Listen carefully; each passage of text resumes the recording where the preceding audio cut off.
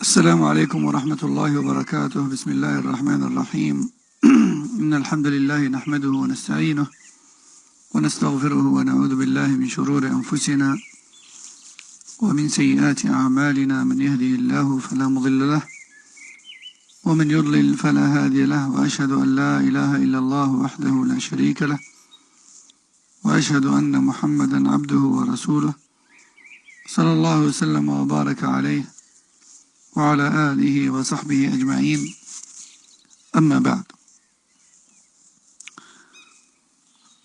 نشرع اليوم في كتاب الصيام.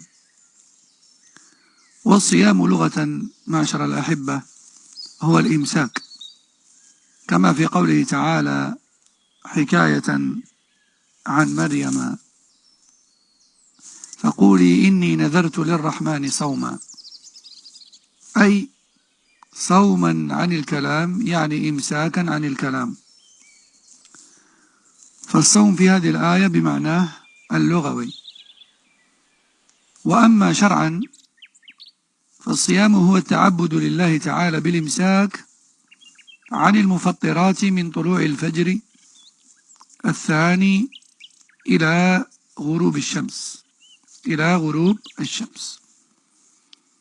والصيام قسمان: صيام مفروض واجب كصيام رمضان أو صيام المكفرات أو صيام النذر. والقسم الثاني هو الصيام غير المفروض، ومنه المعين كصيام الاثنين والخميس، ومنه المطلق كسائر أيام السنة، إلا ما ورد النهي عنه طبعا كصيام يوم الجمعة مفردا.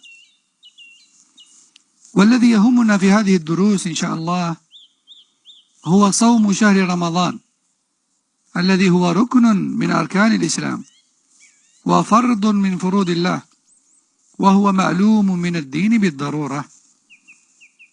Nous allons entamer ce soir, Inch'Allah,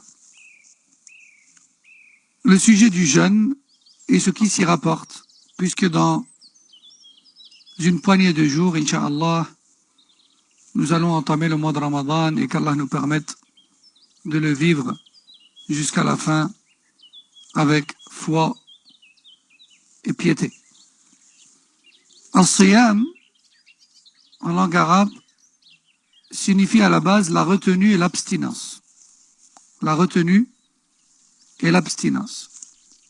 On peut très bien faire al-Siyam dans la parole, al-Siyam dans les actes, al-Siyam dans la nourriture, al-Siyam dans la boisson, al-Siyam dans un tas de choses, puisque linguistiquement parlant, al-Siyam c'est la retenue et l'abstinence. En revanche, al-Siyam, religieusement parlant, c'est le fait d'adorer Allah tabaraka wa ta'ala en se retenant face à tout ce qui rompt le jeûne islamique, et ce, dès l'aube jusqu'au coucher du soleil. Et ce, à partir de l'aube jusqu'au coucher du soleil. Je répète, al-Siyam, c'est le fait d'adorer Allah tabaraka wa ta'ala. Comment?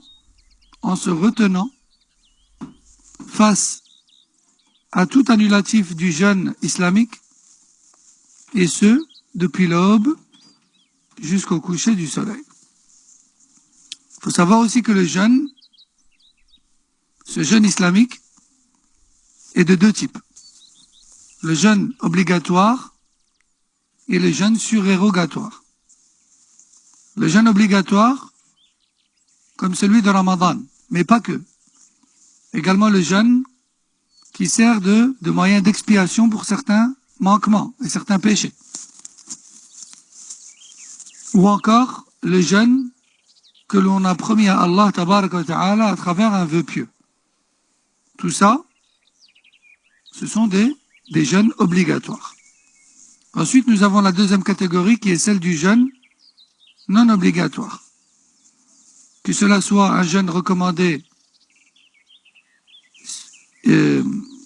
spécifié par les textes, comme le jeûne du lundi et du jeudi, par exemple, ou les jours blancs, par exemple, ou encore le jeûne recommandé général, c'est-à-dire le reste des jours de l'année.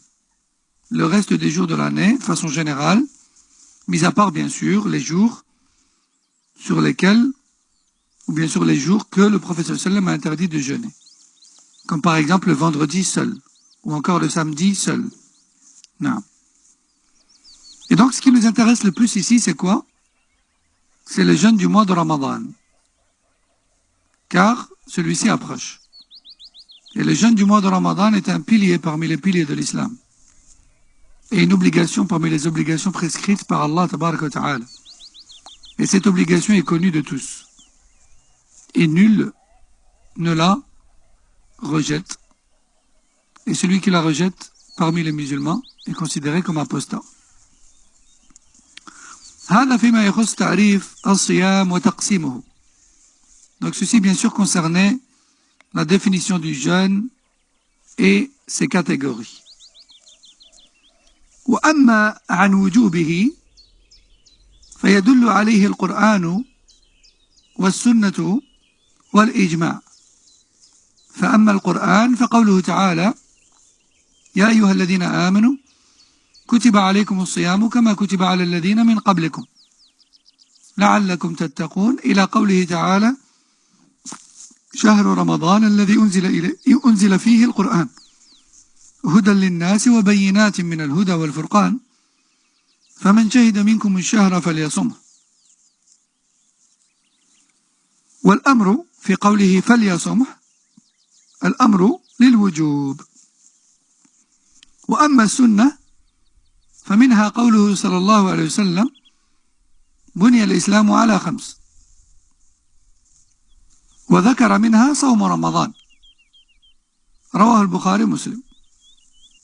وأما الإجماع فقد أجمع العلماء وأجمع المسلمون على وجوب صوم شهر رمضان، وأن من أنكره فقد كفر. Quant à l'obligation du jeûne de ce mois, eh bien, celle-ci est prouvée par le Coran et la Sunna et le consensus. Quant au Coran, eh bien, la parole d'Allah tabaraka wa ta'ala, dans le verset 183 à 185 de Sourate la Vache, qui ont pour sens: ô vous les croyants, le jeûne vous a été prescrit comme obligation, comme il l'a été pour ceux avant vous. Jusqu'à la parole d'Allah tabaraka wa ta'ala qui a également pour sens: le mois de Ramadan est le mois durant lequel le Coran a été révélé, en guise de guidée pour les gens et moyen de discernement entre le bien et le mal, entre la vérité et le faux, entre la droiture et l'égarement. Quiconque parmi vous vit jusqu'au mois de Ramadan, qu'il jeûne donc. Qu'il jeûne donc. Et ceci est un verbe à l'impératif, qu'il jeûne donc. Et dans les textes, tout verbe à l'impératif vise à la base l'obligation. Ça, c'est la preuve du Coran sur l'obligation du jeûne de Ramadan. Ensuite, la preuve tirée de la Sunna, nous pouvons citer par exemple la parole du prophète sallallahu alayhi wa sallam dans le hadith d'Abdullah bin Umar, rapporté par le Bukhari Muslim, dans lequel il dit: l'islam est fondé sur 5 choses. Et quand on dit fondé, ça veut dire que il ne peut se passer de ces fondations-là. Cela veut donc dire que ces adorations-là sont obligatoires. L'islam est fondé sur 5 choses, parmi lesquelles le jeûne du mois de Ramadan, rapporté par le Bukhari Muslim. Quant au consensus, eh bien les musulmans ont toujours été unanimes sur l'obligation du jeûne de ce mois. Et ils sont également unanimes sur le fait que quiconque rejette cette obligation a apostasié. هذا فيما يخص وجوب صيام شهر رمضان. Donc ceci concernait l'obligation du jeûne du mois de Ramadan. وأما عن حكمه فالحكمة في شرعية الصيام أن فيه تزكية للنفس وتطهيرا لها من الأخلاط الرديئة، لأنه يعني الصيام يضيق مجاري الشيطان في البدن، لأن الإنسان إذا أكل أو شرب انبسطت نفسه للشهوات وضعفت إرادتها في العبادات، والصوم على العكس من ذلك. أيضا في الصوم تزهيد في الدنيا وشهواتها وترغيب في الآخرة، كما أن في الصيام باعث على العطف على المساكين لما يذوقه الصائم من ألم الجوع والعطش. ومن حكمه أيضا بلوغ مرتبة التقوى والمغفرة، كما قال تعالى في آخر آية الصيام لعلكم تتقون. وأيضا قوله صلى الله عليه وسلم من صام رمضان إيمانا واحتسابا غفر له ما تقدم من ذنبه، متفق عليه. وحكم الصيام كثيرة جدا وثمراته عديدة. Quant aux sagesses qui se trouvent derrière la prescription du jeûne, eh bien celles-ci sont très nombreuses. Mais nous pouvons tout de même en citer quelques-unes. Parmi les sagesses du jeûne, il y a la purification de l'âme et son nettoyage de tout ce qui peut être contenu en elle parmi les mauvais penchants et les mauvaises intentions et les mauvais comportements qui en découlent. Car le jeûne permet de resserrer les veines du corps, qui sont en réalité les passages de Shaitan, les passages par lesquels passe Shaitan dans le corps humain. En effet, comme le dit Charles Fawzan, lorsque l'être humain mange et boit, son âme penche beaucoup plus vers les délices de la vie mondaine et devient beaucoup plus paresseuse face aux actes d'adoration. Car le shaitan influence beaucoup plus l'être humain dans le délaissement des adorations et dans le fait de commettre également il le pousse à l'extrémisme dans les choses autorisées, dans l'excès, il le pousse à l'excès dans les choses autorisées, voire même jusqu'à l'interdit. Tandis que le jeûne, lui, il resserre les veines et il resserre les passages de Shaitan. Et donc il diminue son influence et sa capacité de contrôler l'être humain et ses penchants. Aussi, le jeûne donne une sensation de capacité à délaisser les délices mondains. Et il donne une sensation d'envie à l'au-delà. Aussi, le jeûne nous force à ressentir la douleur des pauvres et des nécessiteux. Lorsque nous avons faim et soif, nous ressentons ce qu'ils ressentent, eux. Et cela nous pousse à penser à eux et être généreux envers eux et être miséricordieux envers eux et bienfaisants pour, en échange, bénéficier de la miséricorde et la bienfaisance d'Allah tabaraka wa ta'ala. Parmi les sagesses résidant dans le jeûne également, il y a le fait d'atteindre le niveau de la piété, comme Allah tabaraka wa ta'ala a dit à la fin du verset du jeûne, peut-être allez-vous atteindre la piété. Et aussi, ce jeûne permet l'effacement des péchés passés. Comme le prophète sallallahu alayhi wa sallam a dit dans le hadith rapporté par Al-Bukhari et Muslim, celui qui jeûne le mois de Ramadan avec foi en Allah et conviction que ceci est une prescription de sa part, et avec espoir d'être récompensé par celui-ci, Allah lui pardonne ses péchés passés. Allah lui pardonne ses péchés passés.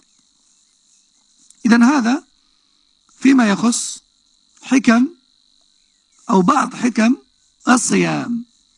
Donc ceci concernait quelques sagesses se trouvant derrière le jeûne. وأما عن وقت الصيام فيبتدئ وجوب الصوم اليومي بطلوع الفجر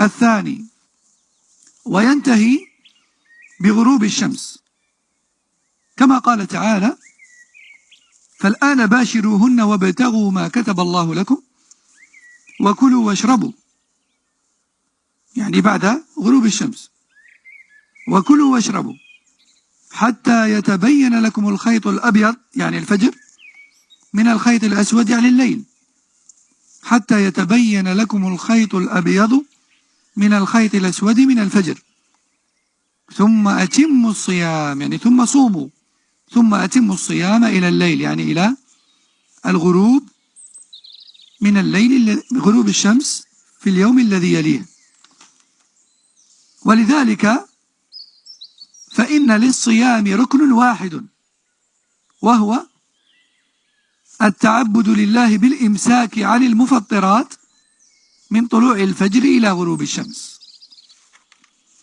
Quant au temps durant lequel on doit jeûner, eh bien, celui-ci s'étend de l'aube jusqu'au coucher du soleil. La preuve étant la parole d'Allah tabaraka wa ta'ala dans Surat la Vache, verset 187, qui a pour sens maintenant, faites ce que bon vous semble avec vos épouses, c'est-à-dire après le coucher du soleil.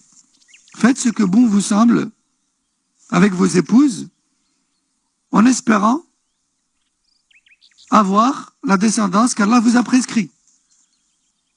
Et mangez et buvez, jusqu'à apercevoir de nouveau la ligne blanche, jusqu'à apercevoir de nouveau l'aube qui se distingue de la nuit. Dès lors, jeûnez donc de nouveau jusqu'au couchant suivant. Donc ce verset nous détermine clairement le temps de jeûne. Et c'est d'ailleurs pour cette raison que le ulama, comme Cheikh Ibn Uthaymin rahimahullah et d'autres, ont dit que le seul et unique pilier du jeûne, c'est le fait de se retenir face à tout ce qui annule le jeûne islamique, de l'aube jusqu'au coucher du soleil, en ayant pour intention de vouer un culte à Allah. De vouer un culte à Allah. هذا فيما يخص وقت الصيام. وقت الصيام.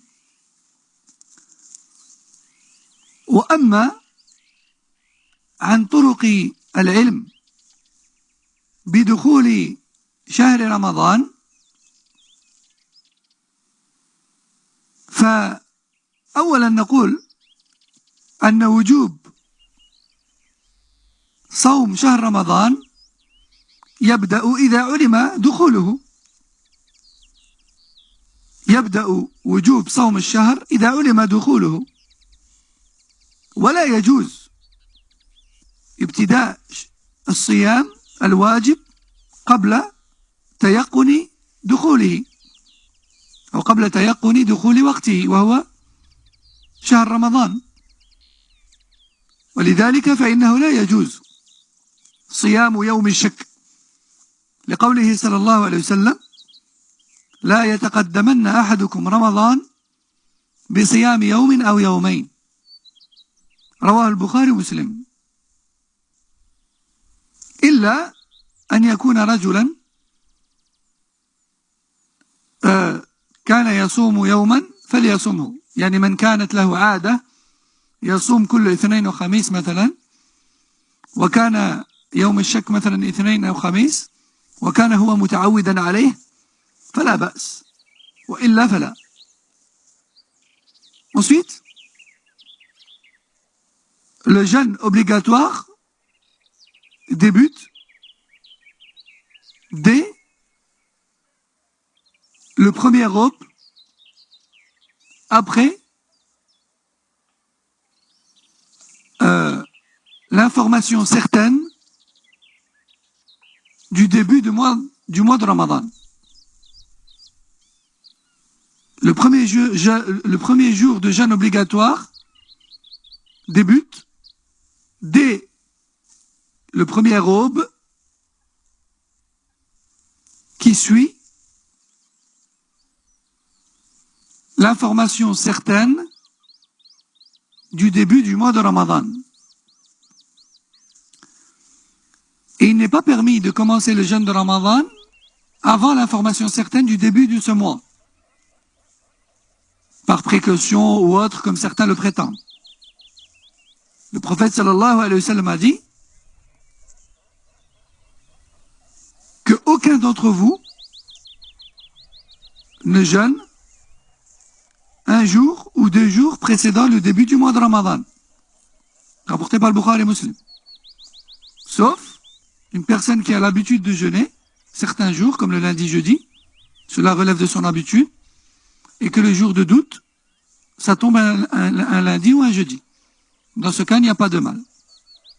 Si il a l'habitude, vraiment, de jeûner tous les lundis, jeudis, et que le jour de doute tombe un lundi ou un jeudi, il n'y a pas de mal à ce qu'il jeûne. Il n'y a pas de mal à ce qu'il jeûne. Ainsi a dit le prophète sallallahu alayhi wa sallam. وأما العلم بدخول الشهر فله 3 طرق. فله 3 طرق. Comment est-ce que on peut savoir que le mois de Ramadan a débuté? Il y a 3 moyens possibles. الطريقة الأولى رؤية هلاله، لقوله تعالى فمن شهد منكم الشهر فليصمه، ولقوله صلى الله عليه وسلم صوموا لرؤيته، رواه البخاري ومسلم. فمن رأى الهلال وحده وجب عليه أن يبلغ المحكمة الشرعية إذا كان في بلد مسلم مثلا، وأن يشهد به يعني بالهلال، ويثبت دخول شهر رمضان بشهادة الواحد إذا ارتضاه القاضي. فإن ردت شهادته فقد قال بعض العلماء أنه يلزمه الصوم لأنه تيقن رؤيته. وقد قال النبي صلى الله عليه وسلم صوموا لرؤيته، هذا القول الأول. وقال غيرهم لا يلزمه الصوم، لأن الصوم كما قال صلى الله عليه وسلم الصوم يوم يصوم الناس والفطر يوم يفطر الناس، وموافقته للجماعة خير من انفراده وشذوذه. وقال قسم ثالث من العلماء بالتفصيل، فقالوا يلزمه الصوم سرا، يلزمه الصوم لأنه رأى الهلال، والنبي صلى الله عليه وسلم أمر بالصيام إذا رؤي الهلال، وسرا لئلا يظهر مخالفة الجماعة، كما ذكر ذلك الشيخ ابن عثيمين رحمه الله في فقه العبادات. إذن فالطريقة الأولى لمعرفة دخول الشهر رؤية الهلال. رؤية الهلال. La première méthode ou le premier moyen qui permet de savoir que le mois de Ramadan a débuté, c'est d'apercevoir le premier croissant de lune. C'est d'apercevoir le premier croissant de lune. Car Allah Azza wa Jalla a dit dans ce verset précédemment cité, numéro 185 de Sourate la Vache, qui a pour sens quiconque parmi vous est témoin du début du mois, c'est-à-dire du premier croissant, alors qu'il jeûne. Et le prophète sallallahu alayhi wa sallam a dit dans le hadith rapporté par Al-Bukhari et Muslim, si vous apercevez le premier croissant de lune, alors jeûnez. Donc celui qui voit le croissant de lune doit jeûner.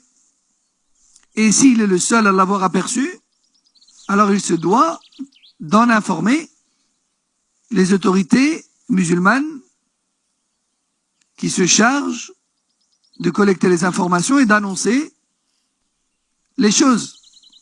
Dans les pays musulmans, c'est Al-Mahkama Shar'iyya, le tribunal religieux.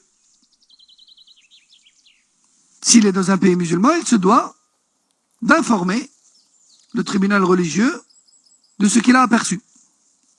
Il faut savoir qu'en islam, une information telle que celle-là peut très bien être acceptée et considérée venant de la part d'une seule personne, même si elle est seule à l'avoir vue, à condition qu'elle soit agréée dans sa religiosité, à condition qu'elle soit agréée dans sa droiture et sa religiosité. Et celui qui détermine cela et qui accepte ou refuse son information, c'est le juge musulman. Et si son témoignage venait à être rejeté par la cour, alors, que doit faire cette personne qui est sûre d'avoir aperçu le croissant de lune? Un premier groupe de savants a dit, il doit jeûner. Quoi qu'il en soit, même s'il jeûne seul. Car le prophète sallam a dit, jeûnez si vous voyez le croissant de lune. Et Allah a dit, celui parmi vous qui est témoin du premier croissant de lune, qu'il jeûne. Et lui, il l'a vu. Alors il doit jeûner. Un deuxième groupe de savants a dit, non, il n'est pas dans l'obligation de jeûner, même s'il est sûr de l'avoir vu. Car le prophète sallallahu alayhi wa sallam a également dit, le jeûne, c'est lorsque tout le monde commence à jeûner. Et la rupture, c'est lorsque tout le monde rompt le jeûne. Et le fait qu'il jeûne seul, eh bien, il y a en cela une division dans la communauté. Un troisième groupe de savants a, lui, détaillé la question en disant qu'il doit jeûner, oui, car le verset et le hadith sont clairs, mais qu'il doit le faire en secret et ne pas le divulguer afin de ne pas causer de division dans les rangs des musulmans. Wallahu a'lam. Et ce détail a été cité par Cheikh Ibn Uthaymin, rahimahullah, dans son livre Fiqh al-Ibadat. Donc ceci était la première méthode qui permet de déterminer le début du mois de Ramadan.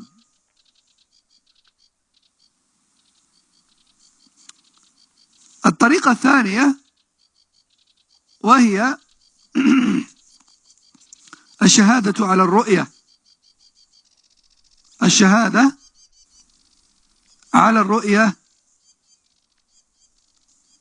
أو الإخبار عنها من قبل عدل مكلف، لقول ابن عمر قال تراءى الناس الهلال فأخبرت رسول الله صلى الله عليه وسلم أني رأيته فصام وأمر الناس بصيامه، رواه أبو داود وغيره.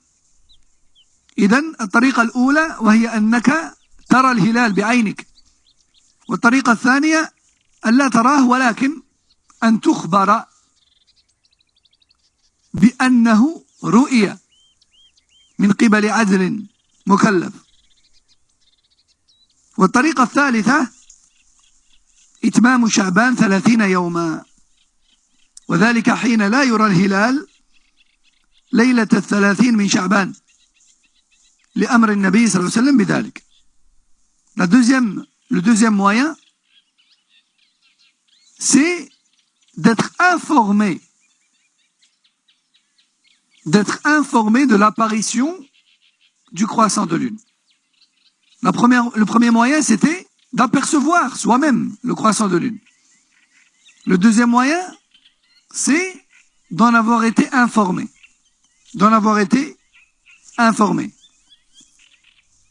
À condition que l'on soit informé d'une personne ou d'une organisation digne de confiance.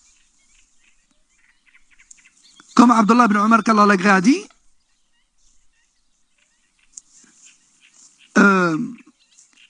les gens n'avaient pas pu apercevoir le croissant de lune alors que moi je l'avais vu. J'en ai donc informé le prophète sallallahu alayhi wa sallam qui a dès lors jeûné et ordonné aux gens de jeûner, rapporté par Abu Daoud et d'autres. Donc on voit clairement que l'information d'une seule personne, si elle est digne de confiance, est à prendre en considération. Car le prophète sallallahu alayhi wa sallam a pris en considération l'information de Abdullah ibn Umar à lui seul. Troisième et dernier moyen, c'est tout simplement de retarder d'un jour et de faire en sorte à ce que le mois de Sha'ban compte 30 jours et non pas 29, dans le cas où le croissant de lune n'a pas pu être observé et aperçu la nuit qui précède la journée 30 de Sha'ban. Le prophète sallallahu alayhi wa sallam nous a enseigné que le soir, ou plutôt le 29e jour de Sha'ban, si on aperçoit le nouveau croissant de lune, alors ça veut dire que le lendemain, c'est le premier jour de Ramadan. Mais si on n'aperçoit pas ce premier croissant de lune, alors ça veut dire que le lendemain, c'est le 30e jour de Sha'ban. Et vu que les mois lunaires ne dépassent pas les 30 jours, systématiquement, le surlendemain sera le premier jour de Ramadan. هذا فيما يخص طرق العلم بدخول الشهر.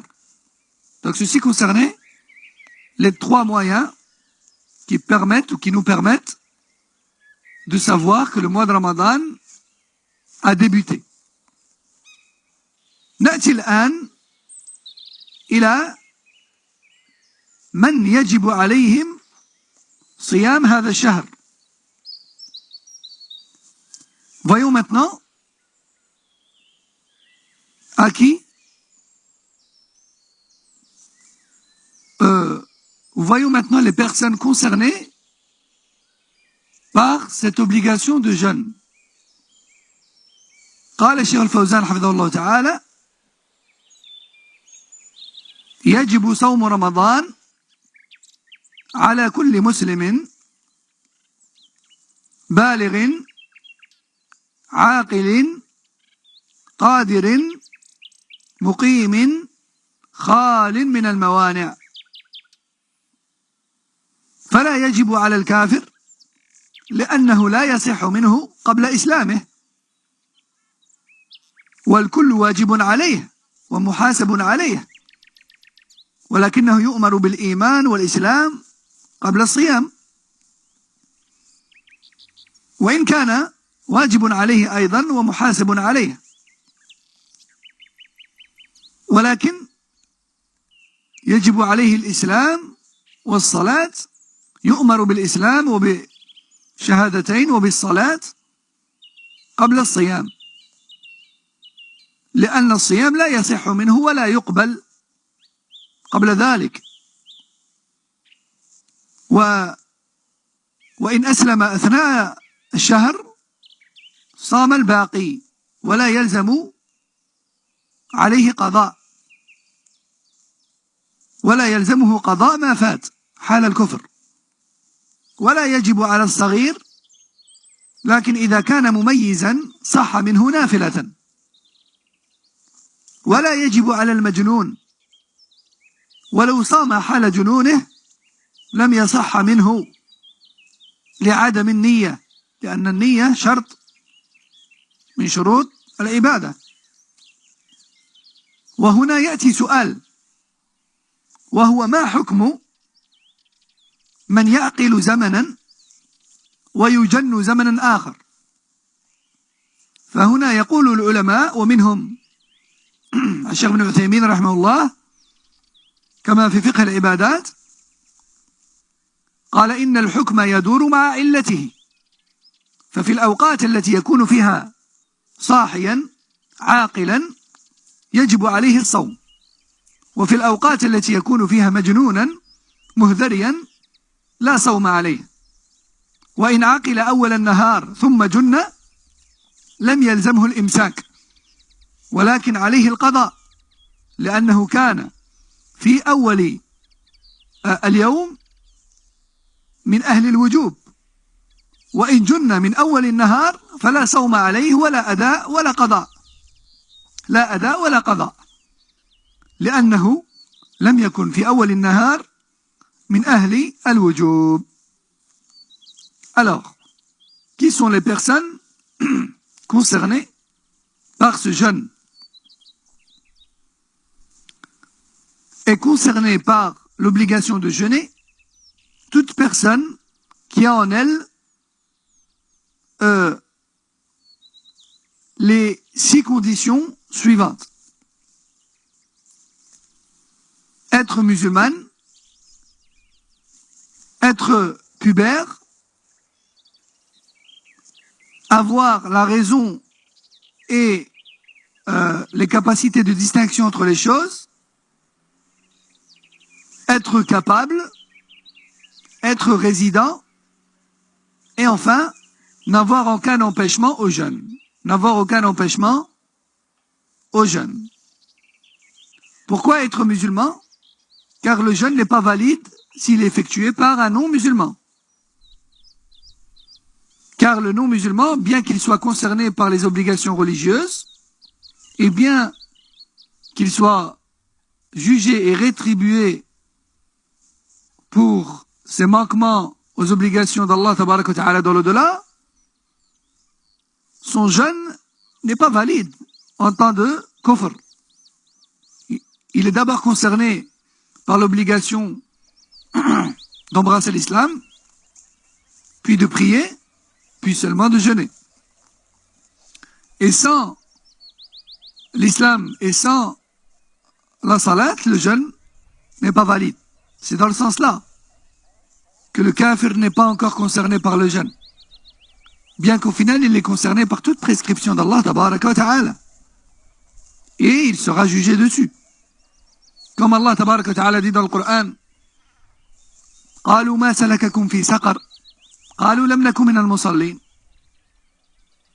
ولم نكن نطعم المسكين وكنا نخوض مع الخائضين وكنا نكذب بيوم الدين حتى أتانا اليقين. Allah dit dans le Coran, ce qui a pour sens, yani que lorsque les croyants vont questionner les kuffars, qu'est-ce qui vous a fait tomber dans les abîmes du feu? Ils répondront, on ne faisait pas partie des gens de la prière et on ne venait pas en aide aux nécessiteux et on complotait et on critiquait la foi et les croyants et on traitait de mensonges le jour de la rétribution jusqu'à la mort. Donc on voit que parmi les raisons qui leur ont donné droit au châtiment, il y a le manquement à la prière. Naam. Donc, aussi, si ce kafir ou cette kafira embrasse l'islam en plein milieu du mois de Ramadan, alors à ce moment-là, il ou elle sera dans l'obligation de jeûner le reste de Ramadan sans devoir rattraper ce qui en est passé, car il ne faisait pas encore partie des gens concernés proprement dit, selon l'explication et le détail donné. Aussi, on a parlé de puberté et d'âge de distinction. En revanche, si l'enfant a déjà un âge où il distingue entre les choses et où il sait ce qu'il fait, si on lui explique, alors son jeûne est valide. Mais il compte comme surérogatoire et non pas comme obligatoire, car il n'est pas encore concerné par cette obligation. Aussi, on a parlé de la raison. Pourquoi? Car la personne qui n'a pas de raison n'est pas concernée par l'obligation du jeûne, et quand bien même elle venait à jeûner, son jeûne est invalide. Pourquoi? Car elle n'a pas les capacités mentales de formuler en elle l'intention d'adorer Allah par ce jeûne. Et ici, une question intéressante se pose. Qu'en est-il de ceux ou de celles qui ont la raison certains jours et qui la perdent d'autres jours. Eh bien, les gens de science, comme Cheikh Al-Uthaymin, rahmahullah, disent que les jours où cette personne a sa raison, elle est concernée par l'obligation de jeûner. Et les jours où elle n'a pas la raison, alors elle n'est pas concernée par l'obligation de jeûner. Puis, une autre question encore plus complexe se pose.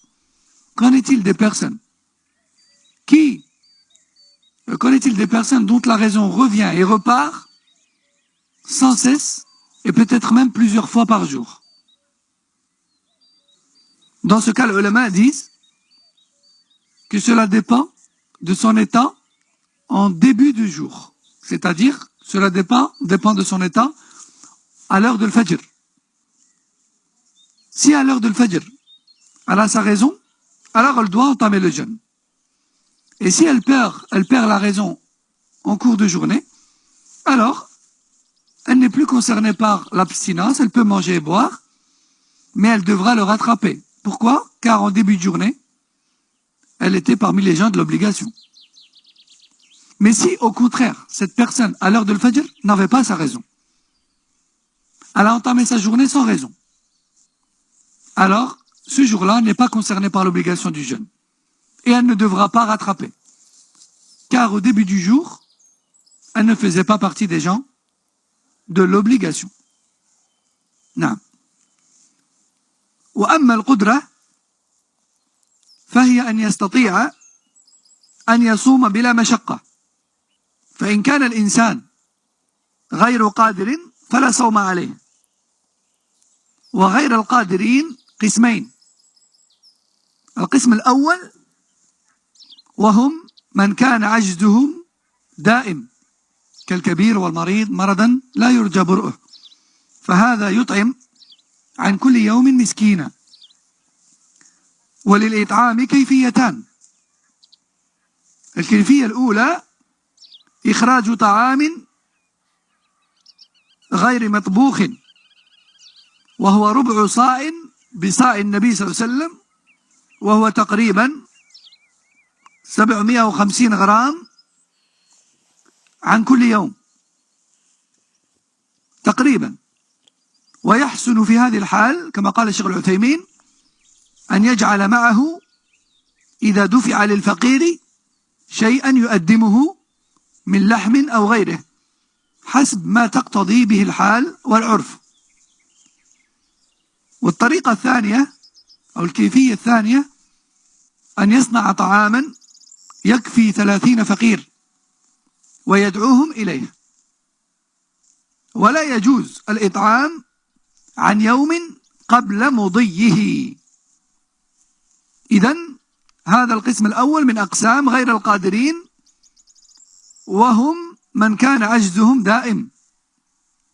وأما القسم الثاني فهو من كان عجزه يرجى زواله كمرض طارئ وشق عليه الصوم، فيقال له أفطر واقض يوما مكانه، كما قال تعالى: ومن كان مريضا أو على سفر فعدة من أيام أخر. وأما أن يكون مقيما فلأن المسافر لا يلزمه الصوم، ومن كان مريضا كما قال تعالى: ومن كان مريضا أو على سفر فعدة من أيام أخر. ولكن الأفضل أن يصوم كما قال الشيخ العثيمين رحمه الله، الأفضل أن يصوم إلا أن يشق عليه، فإن شق عليه في حال السفر فالأفضل أن يفطر. وهكذا جاء عن نبينا صلى الله عليه وسلم وأصحابه. وأما الخلو من الموانع فهذا خاص بالمرأة، وذلك إشارة إلى الحيض والنفاس، فإن الحائض لا يلزمها الصوم، وإنما تقضي بدل الأيام التي أفطرت. وهنا مسألتان مهمتان ينبغي التفطن لهما. المسألة الأولى وهي أن المرأة إذا طهرت في آخر الليل قبيل الفجر وعلمت بذلك جاز لها ووجب عليها الصوم ولو لم تغتسل إلا بعد طلوع الفجر. والمسألة الثانية أن المرأة إذا غابت الشمس قبل أن يأتيها الحيض ولو بلحظة واحدة فصيامها صحيح. وأما من أفطر لعذر ثم زال عذره في أثناء نهار رمضان كالمسافر يقدم من سفره والحائض والنفس تطهران والكافر يسلم والمجنون يفيق والصغير يبلغ وقيام البينة بدخول الشهر أثناء النهار، فإن الراجح من أقوال العلماء كما ذكر الشيخ العثيمين رحمه الله أنهم يواصلون في فطرهم ويقضون بعد ذلك لأنهم أفطروا لسبب مبيح. وبهذا نكتفي في هذا اليوم. Enfin, donc nous avons cité aussi parmi les conditions d'obligation la capacité de jeûner, et ce, sans difficulté. Quant à ceux qui ne sont pas en capacité de jeûner, eh bien ils sont de deux catégories. La première catégorie, ce sont ceux dont l'empêchement au jeûne n'a pas de fin, comme les personnes âgées ou les gens malades d'une maladie inguérissable. Alors eux, ils ne devront pas rattraper, mais plutôt nourrir un pauvre ou nécessiteux pour chaque jour manqué. Et nourrir ces pauvres et ces nécessiteux peut se faire de deux manières. Écoutez attentivement car cette question est fréquente.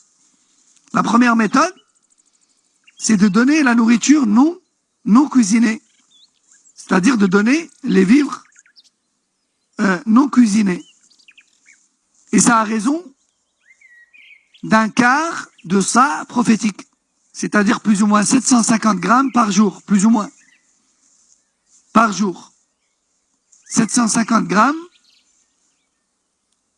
par jour, que ce soit de riz ou de semoule ou autre, en fonction de ce que mange celui à qui tu donnes.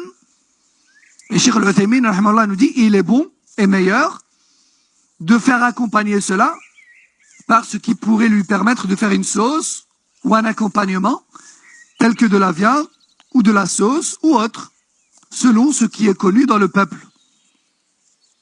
La deuxième méthode, c'est tout simplement de faire à manger et d'y inviter ou bien de le donner à 30 pauvres ou nécessiteux. Alors attention, il n'est pas permis d'expier et de nourrir pour un jour non jeûné avant que ce jour ne soit terminé. On ne peut pas, par exemple, au début du mois, nourrir pour les 30 jours à venir. Il faut attendre que ce jour soit passé pour l'expier en nourrissant. Donc ça, c'est la première catégorie des personnes incapables de jeûner. Ce sont ceux dont l'empêchement n'a pas de fin. La deuxième catégorie, c'est celle de ceux dont l'empêchement au jeûne a une fin. Comme une personne qui tombe malade en plein mois de Ramadan, une petite grippe ou autre, il sait très bien qu'il va guérir ou elle va guérir. Et fait partie de cela, par exemple, la femme enceinte, qui sait qu'un jour ou l'autre, elle va accoucher, un jour ou l'autre, elle va sevrer, et donc, qu'un jour ou l'autre, elle sera de nouveau capable de jeûner sans difficulté. Alors, tous ces gens-là, ils ont l'autorisation de manger et de boire, mais ils devront rattraper plus tard, comme cité dans le verset. Ensuite, on a également cité parmi les conditions d'obligation le fait d'être résident. Pourquoi? Car le voyageur n'est pas dans l'obligation de jeûner. Que son voyage soit reposant et confortable ou non. Car Allah tabaraka wa ta'ala a été général dans le verset, il a dit, quant aux malades et à ceux qui sont en voyage, alors ils peuvent rattraper en d'autres jours. Mais, si le jeûne ne lui est pas difficile, alors il est meilleur pour le voyageur de jeûner. Et si en revanche, le jeûne lui est difficile, alors il est mieux pour lui de rompre. Car c'est ainsi que cela nous a été rapporté du prophète sallallahu alayhi wa sallam. Il y a des situations où le prophète sallallahu alayhi wa sallam et ses compagnons ont jeûné, malgré le voyage. Et il y a des situations où les compagnons ont eu difficile et où ils ont rompu. Naam. Ensuite, nous avons parlé d'une dernière condition qui est l'absence de tout empêchement au jeûne. Et cette condition concerne particulièrement la femme. Et on vise par l'empêchement ici les règles, que cela soit les menstrues ou les lochis. Car la femme qui a ses menstrues ou qui a les lochis n'est pas dans l'obligation de jeûner. Elle devra rattraper plus tard. Et ici, il y a deux choses très importantes que toute femme doit savoir. La première, c'est que si tes menstrues s'arrêtent en fin de nuit, avant le fajr, avant l'aube, ne fût-ce qu'un instant avant l'aube, et que tu le sais, alors tu peux et tu dois jeûner dès l'aube, dès l'heure de l'fajr. Et ce, même si tu ne t'es pas encore lavé, même si tu n'as pas encore fait le ghusl, tu peux commencer à jeûner et tu dois commencer à jeûner. À partir du moment où tes règles se sont arrêtées avant le fajr, ne fût-ce qu'une minute avant le fajr, et que tu le sais, tu dois jeûner. Et il n'est pas une condition pour commencer à jeûner de s'être lavé. Deuxième chose, c'est que si tes règles ne surviennent que après le coucher du soleil, ne fût-ce qu'une minute après le coucher du soleil, le jeûne de ce jour-là est valide. Le jeûne de ce jour-là est valide, sans problème. Même si tes règles surviennent 30 secondes ou ne fût-ce qu'un instant après l'heure de le Maghrib.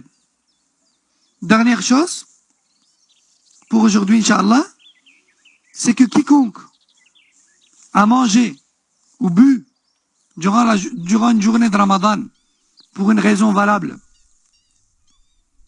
comme par exemple le voyageur, ou la femme qui avait ses règles, ou encore le non-musulman qui a embrassé l'islam en pleine journée de Ramadan, ou encore le fou qui a récupéré sa raison en pleine journée de Ramadan, ou encore l'enfant qui a atteint la puberté en pleine journée de Ramadan, ou encore la personne qui n'était pas au courant du début de Ramadan et qui l'a appris en pleine journée. Toutes ces personnes-là, la vie le plus juste, comme dit Cheikh Al-Uthaymin rahimahullah, c'est qu'elles peuvent continuer à manger et boire le reste du jour, mais qu'elles devront rattraper plus tard. Pourquoi? Car elles ont mangé et bu la première partie de la journée avec une raison valable, qui est soit l'ignorance, soit la mécréance, qui invalidait jusque-là leur jeûne, ou encore l'absence de raison, ou encore le jeûnage, ou encore les règles, ou encore le voyage, etc. parmi les raisons valables. Si la raison valable pour laquelle tu n'as pas jeûné durant la première moitié de la journée, si la raison disparaît, l'excuse disparaît, tu continues à manger, pas de problème. Parce que tu as mangé jusque-là avec une raison valable. Mais attention, tu devras rattraper ton jour. Tu devras rattraper ton jour et on va s'arrêter ici pour aujourd'hui, Inch'Allah. Et je vous donne rendez-vous demain. Et attention, demain, 19h30, Inch'Allah. Aujourd'hui, c'était une exception. Je m'excuse pour le retardement. سبحانك اللهم وبحمدك أشهد أن لا إله إلا أنت أستغفرك وأتوب إليك وصلى الله وسلم وبارك على نبينا محمد وعلى آله وصحبه أجمعين. السلام عليكم ورحمة الله وبركاته.